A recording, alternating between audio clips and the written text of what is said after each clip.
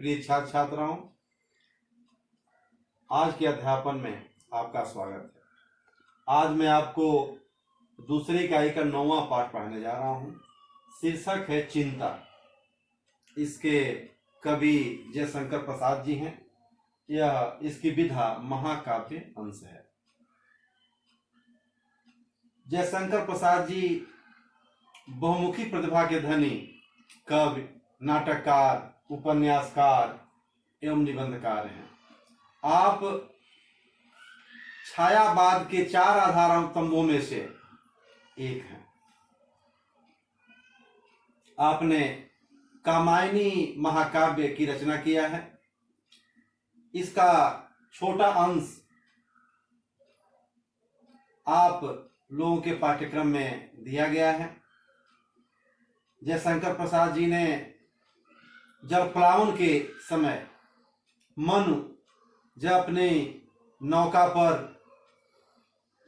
बैठ करके शिखर पर आए हैं और वहां बैठे हैं, महाप्रलय को देख करके उनमें उनके मन में जो क्षोभ है, जो चिंता उत्पन्न है, और उस चिंता के माध्यम से वह संसार के अहंकारी पुरुषार्थी लोगों के संबंध में बता रहे हैं कि प्रकृति दुर्जेय है और प्रकृति के विरुद्ध अगर हम काम करेंगे तो महाप्रलय ही आने वाला है। आज मनु कह रहे हैं कि आज जो अपने को सर्व शक्ति संपन्न देव समझ रहे थे, आज वह दीनहीन और विषाद से युक्त हैं। प्रकृति पर विजय कोई नहीं प्राप्त कर सकता।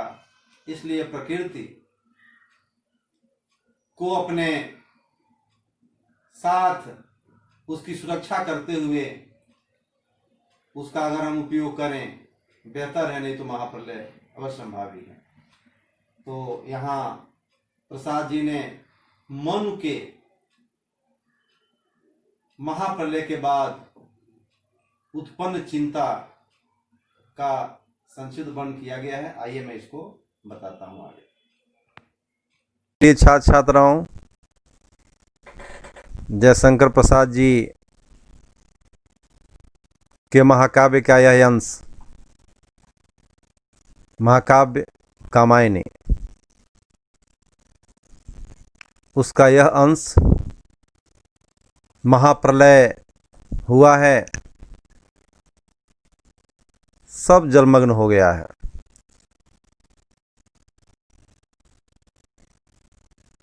इसमें मनु हिमालय की उत्तुंग शिखरों पर बैठे हैं। वहीं उसी समय का दृश्यांकन प्रसाद जी ने जो किया है, उसका कुछ चित्रण, उसका कुछ अंश आपके सामने प्रस्तुत है, आपके पाठ्यक्रम में दिया गया है। आइए देखते हैं। हिमगिर के उत्तुंग शिखर पर बैठ शिला की शीतल छां, एक पुरुष भीगे नयनों से देख रहा था प्रलय प्रवाह। मनु की बात आती है, महाप्रलय की बात आती है, तो आपको यह जानना होगा कि जब महाप्रलय हुआ तो केवल एक ही व्यक्ति मनु थे। और भी कवि ने श्रद्धा का भी वर्णन किया है। मनु की ही बात यहाँ है, इस अंश में किया गया है, उसको देखिए। हिमगिरि, हिमगिरि हिमाच्छादित पर्वत श्रृंखला के उत्तुंग, उत्तुंग माने ऊंचे शिखर पर, हिमाच्छादित पर्वत शिखर के या पर्वत के उच्च शिखर पर, ऊंचे उठे हुए ऊंचे शिखर पर बैठ शिला की शीतल छांव, शिलाओं के शीतल छांव में एक पुरुष अर्थात मनु अश्रुपूरित नेत्रों से जो प्रलय चतुर्दिक दिख रहा था आंखों से, उसको अपने नेत्रों से देख रहे थे। नीचे जल था, ऊपर हिम था। नीचे दूर दूर तक जहां तक दृष्टि जाती थी जल था, और हिमालय की उच्च श्रृंखलाओं पर हिम था, हिम से पूरा ढका हुआ था। तो नीचे जल और ऊपर बर्फ। कवि प्रसाद जी कह रहे हैं कि एक तरल था और एक सघन था, एक ठोस, सघन माने ठोस, तो एक ठोस था और एक तरल था। नीचे जल तरल था और ऊपर बर्फ ठोस। एक तत्व की ही प्रधानता कहू से जड़ या चेतन। कवि कह रहे हैं कि उन दोनों में एक ही तत्व की प्रधानता थी, दोनों में जल ही है। उसे हम जड़ कहें या चेतन। जड़त्व अर्थात अचेतनता का प्रतीक, या चेतन कहें जिसमें सोचने समझने महसूस करने की क्षमता हो। दूर दूर एक विस्तृत था, हिम स्तब्ध उसी के हृदय समान। दूर दूर तक विस्तृत माने फैला था एक क्या, जल। हिम दूर दूर तक एक विस्तृत था, हिम स्तब्ध उसी के हृदय समान। अर्थात जिस सीमाच्छादित श्रेणियों पर बैठे थे मनु, दूर दूर तक हिम अर्थात बर्फ ही फैला हुआ था। यह बर्फ स्तब्ध अर्थात स्तंभित, आवाक उनके हृदय समान। अर्थात जिस प्रकार इस प्रलय को देख करके उनका हृदय स्तब्ध था, स्तंभित था,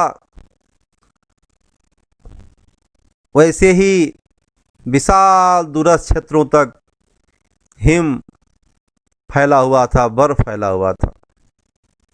नीरवता सी, नीरवता, नीरवता माने एकांत, शांत। दूर दूर तक जहाँ किसी प्रकार की कोई चू की आवाज भी नहीं थी। नीरवता सी, सा से सी, यह समानता सूचक शब्द है, उपमा अलंकार में आता है। यहाँ नीरवता सी, शिलाचरण, यहाँ शिला से तुलना नीरवता की गई है। शिला माने पत्थर, यहाँ पत्थर चरण, पत्थर को चरण मान लिया गया है। तो शिला को चरण मान लिया गया, तो यहाँ रूपक अलंकार है। तो पूर्ण शांति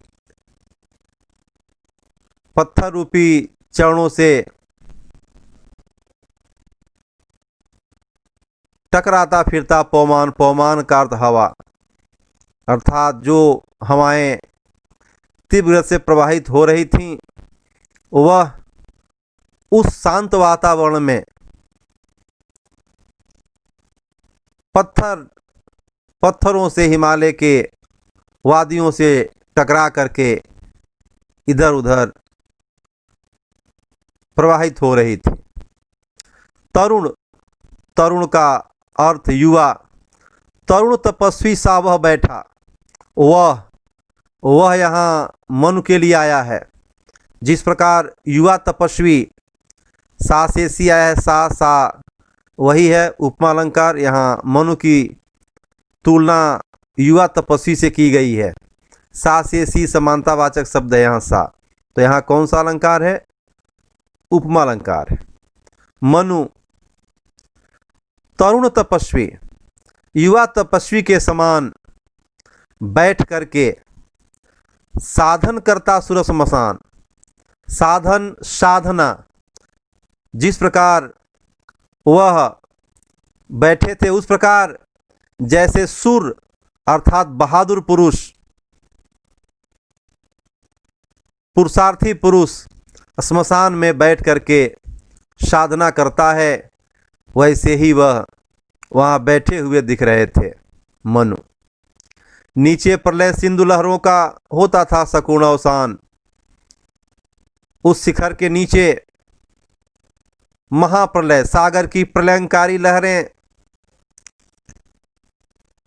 उफनती हुई आकर के उन पत्थरों से टकरा करके समाप्त हो जाती थीं। अवसान माने समाप्त हो जाना, नष्ट होना, अंत होना। सकरुण, करुणा से युक्त उनका अवसान यहाँ था, उनका अंत हो रहा था प्रलयंकारी लहरों का। उसी तपस्वी से लंबे थे देवदारू दो चार खड़े। तपस्वी से सासी से यहाँ भी तपस्वी उपमान है, उपमेय मनु है। मनु की तुलना तपस्वी से की गई है। सासे सी से समानतावाचक पद है, यहाँ भी उपमालंकार है। उसी तपस्वी से लंबे थे मनु के समान देवदार के दो चार वृक्ष भी उनके पास खड़े थे। देवदारू, देवदारू वृक्ष होता है जो 5000 फीट से ऊपर की ऊंचाई वाले हिमाच्छादित, हिमाच्छादित यूं नहीं कहेंगे, 10 डिग्री सेल्सियस टेम्परेचर के आसपास रहने वाले क्षेत्रों में कोणधारी वन पाए जाते हैं। हमारे यहाँ हिमालय पर पाए जाते हैं। उसी में देवदार का वृक्ष बहुत ही महत्वपूर्ण और उपयोगी माना जाता है। कोणधारी वनों का यह महत्वपूर्ण एक वृक्ष है। तो उसी तपस्वी से लंबे थे, अर्थात मनु जो तपस्वी के समान वहाँ थे, उनके ही जैसे देवदार के वृक्ष भी दो चार वहाँ थे। हुए हिमधवल जैसे पत्थर बन ठिठुर रहे अड़े। इनके ऊपर जो बर्फ गिरी हुई थी, हिमधवल, हिम माने बर्फ, धवल माने सफेद, बिहुअल निर्मल, धवल माने सफेद होता है। तो सफेद हिम उस वृक्ष पर पड़ी हुई थी, जैसे पत्थर बनकर ठिठुर रहे अड़े। ऐसे लग रहा था कि ये वृक्ष पत्थर सदृश होकर के उस शीतलता के कारण ठिठुर रहे हों, ठिठुरे हों। अवयव, अवयव माने अंग, अवयव की दृढ़ मांसपेशियां ऊर्ज्वसित था वीर्यपार। इस महान पुरुष मनु के शरीर के अंगों की मजबूत मांसपेशियां थीं, ऊर्जस्वित था वीर्यपार। और इस महान पुरुष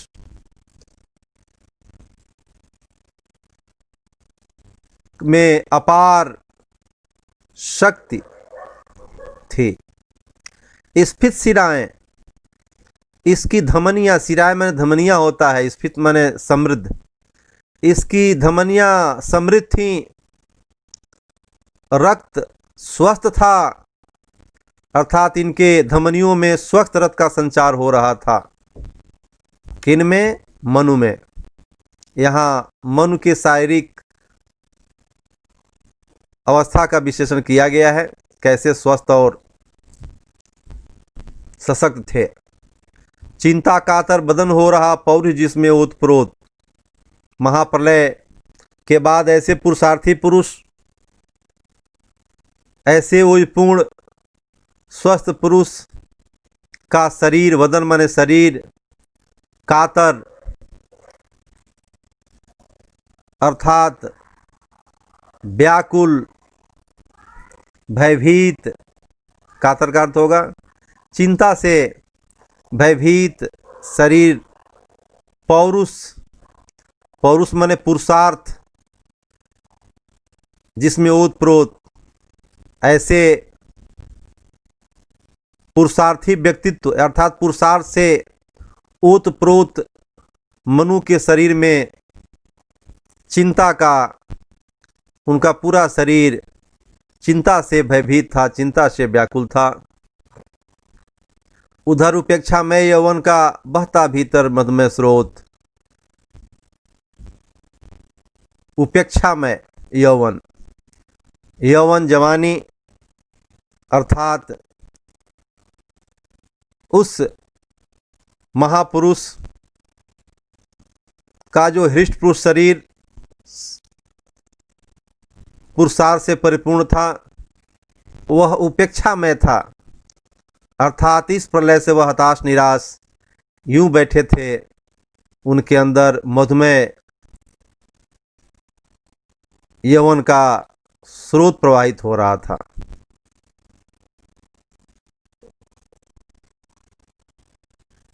मधुमेह स्रोत, स्रोत मतलब वह स्थान जहाँ से प्रारंभ होता है, जहाँ से प्राप्त करते हैं हम अपेक्षित अवस्थाएं, दशाएं। तो उस महापुरुष, उस मनु के भीतर से उपेक्षित यवना का मद में स्रोत प्रवाहित हो रहा था। उनकी शारीरिक दशा, मानसिक दशा का वर्णन किया गया है, जयशंकर प्रसाद ने किया है। जयशंकर प्रसाद जी छायावादी कवि हैं। उन्होंने मनुष्य के विभिन्न दशाओं का वर्णन प्रकृति के विभिन्न अवयवों के माध्यम से जीवंत रूप से किया है। बंधी महावट से नौका थी, सूखे में अब पड़ी रही। महाप्रलय के समय जिस नौका से वह आकर के इस श्रेणियों पर आश्रय लिए थे, वह नौका महान बट वृक्ष में बंधी हुई थी, जो अब जिसके पास अब जल नहीं था, अब वह सूखा हो गया था। अर्थात जल में बंधी नौका से जल समाप्त हो गया था, उतर चला था वह जल प्लावन, अर्थात जो जल की बाढ़ थी, प्लावन माने जो जल से अप्लावित था, ओतप्रोत क्षेत्र था, अब वह धीरे धीरे कम हो गया था और निकलने लगी मही। मही अर्थात जो पृथ्वी थी, मही का अर्थ क्या होगा? पृथ्वी, धरा, धरती, वह दिखाई देने लगी थी। निकल रही थी मर्म वेदा करुणा विकल कहानी सी। उस महापुरुष के अंतःकरण की जो वेदना थी, जो व्यथा थी, वह करुण कहानी के रूप में प्रकट हो रही थी। विकल, विकल माने विह्वल, बेचैन, व्यथित, व्याकुल, कहानी सी, कहानी के समान। यहाँ वेदना निकल रही थी, मर्म वेदना करुणा विकल कहानी सी। यहाँ वेदना और कहानी में तुलना किया गया है। सी समानतावाचक शब्द है, उपमा अलंकार है। वहाँ अकेली प्रकृति सुन रही, हंसती सी पहचानी थी। इस महापुरुष मनु की इस वेदना को देख करके प्रकृति उनके प्रत्येक रूपों को देख करके वह सुन रही थी और व्यंग कर रही थी। वो चिंता की पहली रेखा मनु वहाँ बैठे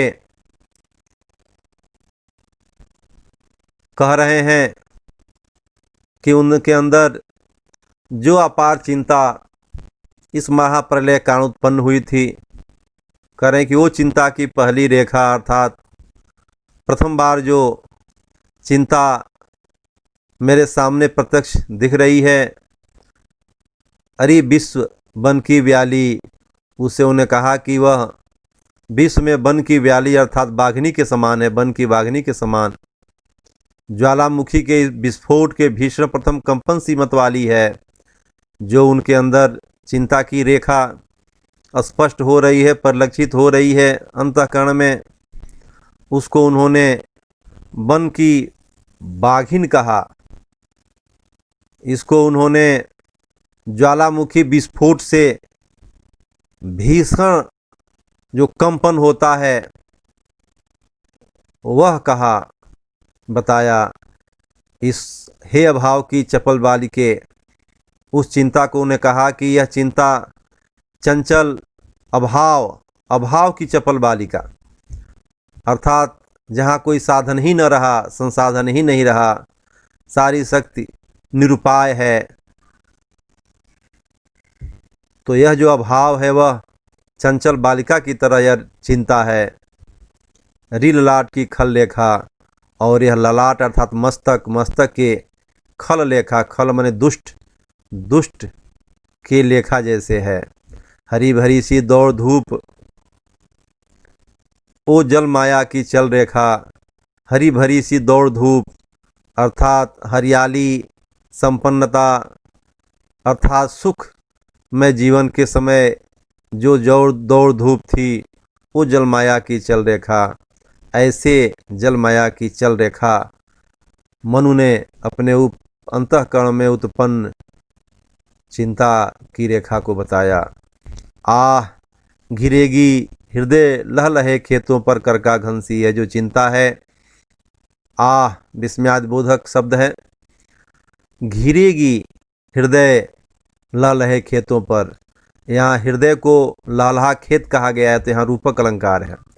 हृदय उपमान को, उपमेय को लहलहे खेत, उपमान में एक रूपता स्थापित की गई है। उपमेय उपमान में जहाँ एक रूपता स्थापित होती है वहाँ रूपक अलंकार होता है। तो यहाँ हृदय को खेत मान लिया गया है। कह रहे हैं कवि की जयशंकर प्रसाद जी, कवि जयशंकर प्रसाद जी कह रहे हैं कि मनु कह रहे हैं कि आहा यह हमारे हृदय रूपी लहराते खेतों पर करका घनसी, अर्थात बादलों के समान जो ओले पड़ते हैं वैसे यह गिर रही है। घिर करके छिपी रहेगी अंतरतम में सबसे तू निगूढ़ घनसी, अर्थात निगूढ़, अत्यंत गुप्त, अत्यंत धन सी, धन के समान। यहाँ भी सासे सी जहाँ है उपमालंकार है। छिपी रहेगी यहाँ धन सी, निगूढ़ धन सी, धन सी, धन को यहाँ चिंता और धन में तुलना किया गया है। तो छुपे हुए धन के समान ये हमारे अंतरतम को त्रस्त कर रही है, पीड़ित कर रही है, त्रास दे रही है यह चिंता।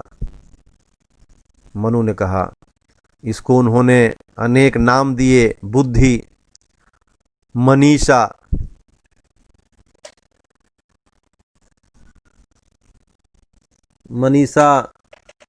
बुद्धि, विचार आदि को कहते हैं। मति बुद्धि को कहते हैं। आशा, चिंता, तेरे कितने नाम कहा उन्होंने कि यह चिंता, तुम्हें हम बुद्धि कहते हैं, मनीषा कहते हैं, मत कहते हैं, आशा कहते हैं, सारे तुम्हारे ही नाम हैं। वह अनेक नाम हैं तुम्हारे। अरे पाप है तू जा, कह रहे हैं कि यह चिंता तू पाप है, चल जा, यहाँ नहीं कुछ तेरा काम, तुम हमारे इस अंतःकरण से चली जा, तुम्हारा यहाँ कोई काम नहीं है। यहाँ चिंता को पाप की संज्ञा से अभिहित किया है कवि ने। मनु ने उसे पाप कहा है। विस्मृत आ, कवि ने इस चिंता से दूर रहने की बात कहते हुए कह रहे हैं कि येन किन प्रकार कैसे भी यह चिंता हमारे अंतःकरण से दूर हो जाए, हमारे मन से दूर हो जाए। करें कि विस्मृत माने जो बात भूल जाती हैं, अर्थात विस्मृत ये जो भी विस्मृति है हमारी, जो पुरानी यादें हैं वह भूल जाएं, मैं भूल जाऊं, अवसाद घेर ले और अनंत दुख, अवसाद का अर्थ दुख होता है, दुख हमें घेर ले। जब दुख घेरेगा तो यह चिंता हमसे दूर चली जाएगी, अर्थात हमारी विस्मृति आ जाएगी। नीरवते, नीरवते अर्थात शांत, एकांत, बस चुप कर दे, अर्थात जो यह एकांत वातावरण है यहाँ का, यह हमें में विस्मृति ला करके, अवसादों से, दुखों से हमें घेर करके और चिंता मुक्त कर दे। चेतनता चल जा, जो हमारे में चेतनता अर्थात सोचने समझने और ज्ञान की जो हमारे मन में भाव हैं वह समाप्त हो जाए, चल जा, समाप्त हो जाए। चेतनता अर्थात ज्ञान समाप्त हो जाए हमारे से, जड़ता और जड़ता अर्थात अज्ञानता से आज शून्य में राह भर दे, अर्थात जो हमारा हृदय शून्य है, खाली है, वह उसमें चेतनता समाप्त हो जाए और जड़ता आकर मेरे उस हृदय के शून्य को भर दे, जिससे मैं इससे मुक्त हो जाऊं। चिंता करता हूं मैं जितनी उस अतीत की, कवि जयशंकर प्रसाद जी कह रहे हैं कि मनु उस पृथ्वी जगत के ऐसे महान स्तंभ थे,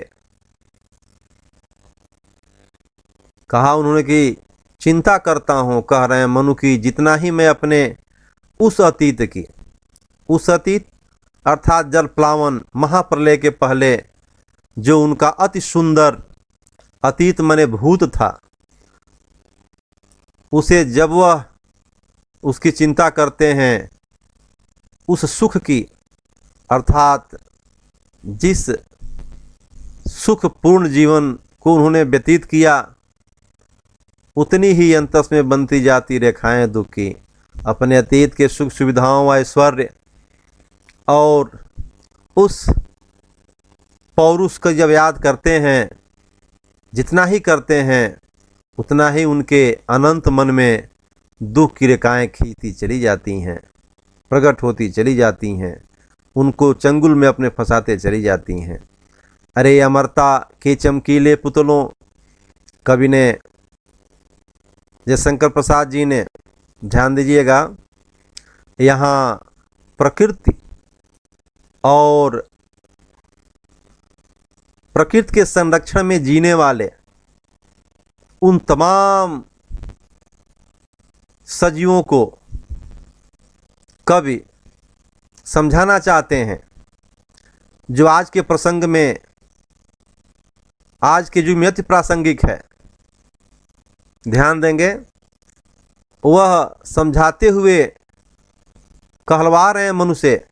मनु कह रहे हैं कि ऐ अमरता के चमकीले पुतलों, अमरता जो अमर हैं अर्थात देवी देवता जो अमर हैं, ऐ अमरता के चमकीले पुतलों, ऐ देवी देवताओं तेरे वे जयनाथ, अर्थात महाप्रलय के पहले जो तुम्हारा जय जयकार हुआ करता था, जो तुम्हारा ऐश्वर्य था, कांप रहे हैं आज प्रध्वनि बनकर मानो दीन विषाद। जिनकी जयकार हुआ करती थी, ऐसे देव भी आज कंपित हैं, कब कब कांप रहे हैं। क्यों कांप रहे हैं? इस महाप्रलय से, क्योंकि इसमें जितनी भी सजीवता है सब कुछ नष्ट हो चुकी है। वे कांप रहे हैं आज प्रध्वनि बनकर मानो दीनहीन, दीन विषाद। दीन अर्थात असहाय, जिनका कोई सहायक नहीं है, वह निरुपाय हैं, कोई उनके सामने उपाय नहीं दिख रहा। इस महाप्रलय में विषाद और दुख, जो उनके सामने अनंत दुख उन्हें घेरे हुए है, अर्थात जो उनमें दीनता है, असहायता, निरूपता और दुख की प्रध्वनि जो उनके सामने दिखाई दे रही है, प्रतिध्वनित हो रही है, जो दुख और दीनता की बातें, उससे वह कंपित हो रहे हैं। क्यों कंपित हो रहे हैं? इसलिए कि प्रकृति को उन्होंने कुछ समझा ही नहीं। वह अपने पुरुषार्थ, अपने जो उनके अजेय रूप हैं, उस पर ही उन्होंने अहंकार किया। प्रकृति रही दुर्जय, लेकिन आज उनका वह अहंकार महाप्रलय के रूप में पूरी तरह से नष्ट हो गया।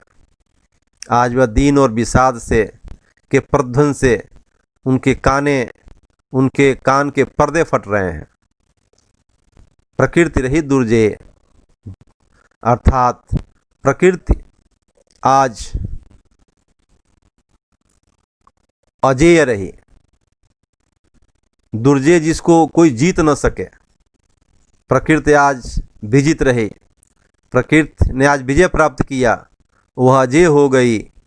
पराजित हम सब थे भूले मद में। प्रिय छात्रों, हम सब थे। मनु ने कहा कि हम सभी थे। जो हम और जो मैं और जो हमारे जैसे और हमसे बड़े तमाम लोग थे, सजीव निर्जीव धरा पर, सब निर्जीव की बात तो नहीं है, सजीव जो अपने मद मने अहंकार में भूल गए थे कि प्रकृति दुर्जय है। प्रकृति की अवहेलना करके, प्रकृति का संहार करके, प्रकृति को नष्ट करके हम ऐश्वर्य को प्राप्त नहीं कर सकते, सुख को प्राप्त नहीं कर सकते। कवि कह रहे हैं मनु की मैं और हमारे जैसे और हमसे बड़े, वो सभी जो अपने ऐश्वर्य, अपने सुख के मद में अपनी वास्तविकता भूल गए थे, प्रकृति के दुर्जय रूप को भूल गए थे, वे सब आज पराजित हो गए।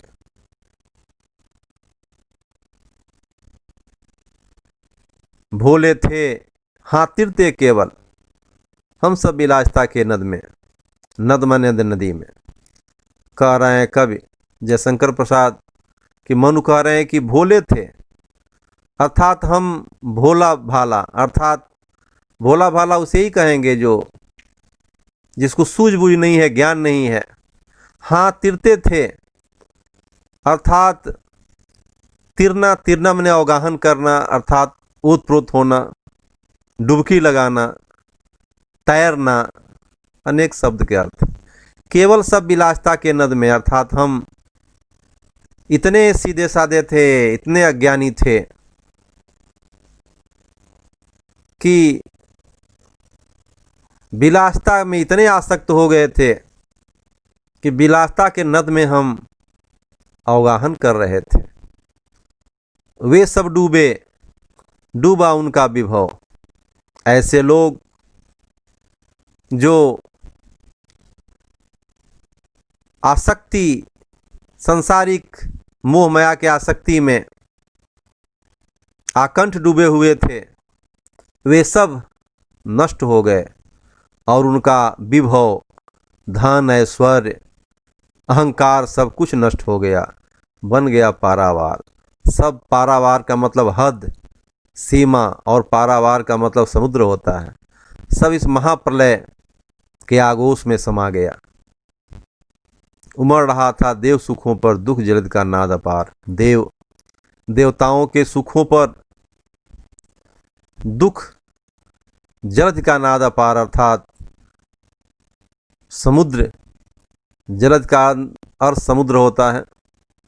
समुद्र की जो गर्जना थी, अपार गर्जना थी, उसका दुख, समुद्र की गर्जना रूपी दुख उनके सुखों पर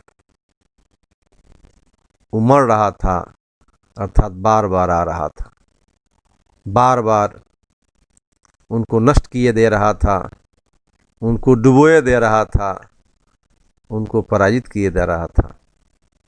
प्रिय छात्रों, यहाँ प्रकृति दुर्जय की बात आई है। मनु ने कहा है कि हम भूले मद में, पराजित हम सब थे भूले मद में। हम आज भी प्रकृति के अनुरूप कोई कार्य नहीं करते, रात दिन प्रकृति को नष्ट करने पे तुले हुए हैं। जो प्रकृति हमें जीवन देती है, जल के रूप में, शुद्ध जल के रूप में, हवा के रूप में, मिट्टी के रूप में, वर्षा के रूप में, वायु, अनेक रूपों में, प्रत्यक्ष रूप से जो प्रकृति हमें जीवन दे रही है उसको हम नष्ट कर देते हैं। जीवन देने वाली प्रकृति को नष्ट करके जीवन की संभावना करना, अपने जीवन के प्रति छलावाही करना है। अभी भी हम मद में ही हैं, और जब यह एक हद तक जाएगा, पार हो जाएगा, तो महाप्रलय ही आता है, जिसमें सब कुछ विनष्ट होकर के समाप्त हो जाता है। कवि जयशंकर प्रसाद जी महाप्रलय के बाद अहंकारी शक्ति की पराजय और प्रकृति के वर्चस्व द्वारा संदेश दिए हैं कि व्यक्ति कितना भी पुरुषार्थी क्यों न हो जाए, उन्हें प्रकृति के नियमों का उल्लंघन नहीं करना चाहिए। उनके द्वारा किए जाने वाले प्रकृति के विनाश का भयंकर दुष्परिणाम उनको महाप्रलय के रूप में भुगतना पड़ता है। मेरे प्रिय छात्रों, ये आपका पाठ रहा, पद्यखंड। इसको समझिए, पढ़िए, बार बार देखिए।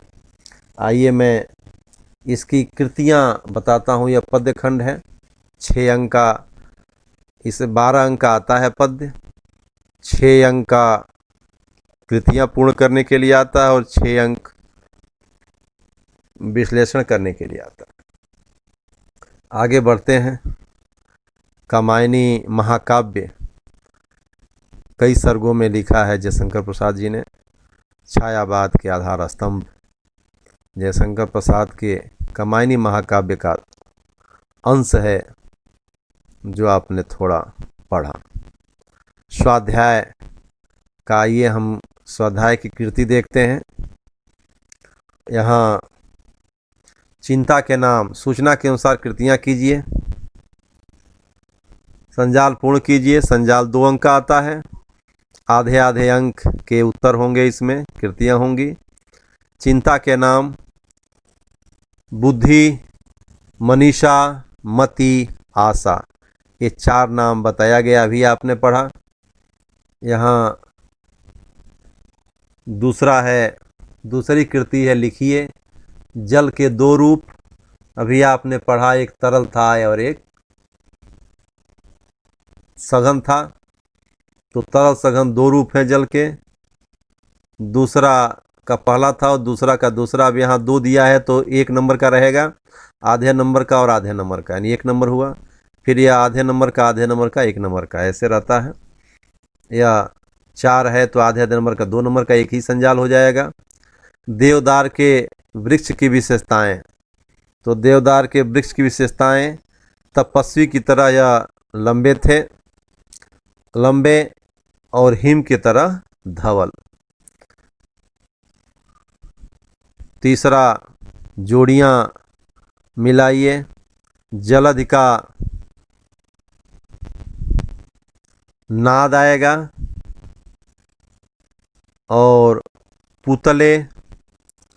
पुतले का चमकीले, रेखाएं दुख, और यौवन उपेक्षाएं। चौथा आते हैं, ऐसे प्रश्न तैयार कीजिए जिनके उत्तर निम्न शब्द हों, जिनके उत्तर में निम्न शब्द हों। सकरुण अवसान को एक वाक्य बना लीजिए। चट्टान से टकराने के बाद लहरों का क्या परिणाम हो रहा था। दूसरा, दीन विषाद, नेपाल बॉर्डर पर भारत के विरोध के कारण नेपाल की विश्व में स्थिति कैसी हो गई। तीसरा दुर्जेय। एकलव्य भविष्य में कैसा धनुर्धर बनता। और नद, वर्षा ऋतु में नदियां अपना जल कहाँ डालती हैं। यह है। इसके बाद पांचवा, कविता में इस अर्थों में आए शब्द ढूंढिए। इसको ध्यान देना होगा कि जो भी शब्द हैं इसके समानांतर अर्थ वाले शब्द पद्य में हैं। तो पद्य वाला जो शब्द है इसका अर्थ कौन पद्य में का है उसी को यहाँ लिखना होता है। अत्यंत गुप्त आपने पढ़ा, निगूढ़ आपके पद्य में है। वर्षा,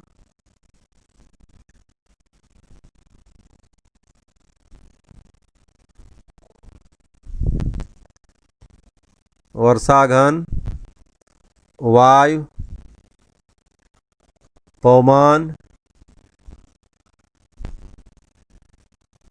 यहाँ पृथ्वी, नदी, मही और नद।